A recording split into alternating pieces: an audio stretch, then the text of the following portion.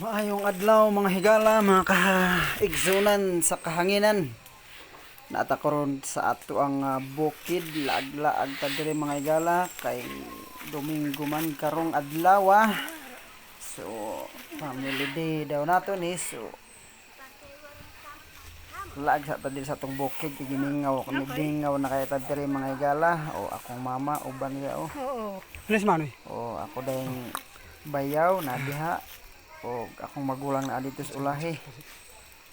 Uban ming upat diri sa bukid na nami sa ibabaw na gyud sa pinakataas na gyud nga bukid. Nindot na kay diri mga higala kay makalantawan tawag gyud ka.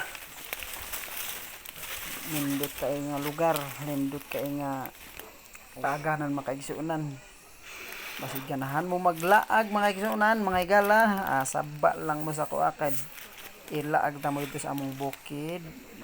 Nindot kay laaganan kay dili init, bisan pag init kaayo pero dili siya init tungod sa dagko pa ang mga kahoy mga higala.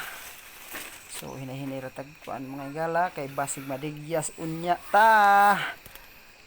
So mao na ni siya mga igsunan ang nakitan sa akong magulang nga tambal sa sakit sa tiyan. Mao na siya ang dahon o Sila ang tambal kuha taon. ani gamot. Sa chotok. So Nakaiso. ang gamot imong lagaon mga higala o Tapi dalig. imnon. Masa na dali kag inom. Sa na kay upo po Salamat sa. sa Upo po sa. inyong paglantaw mga higala, mao na iyang gamot.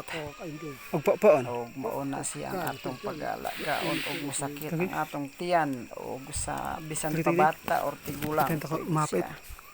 Og yara ko to maayong buntag or maayong udto or maayong hapon sa tanang God bless.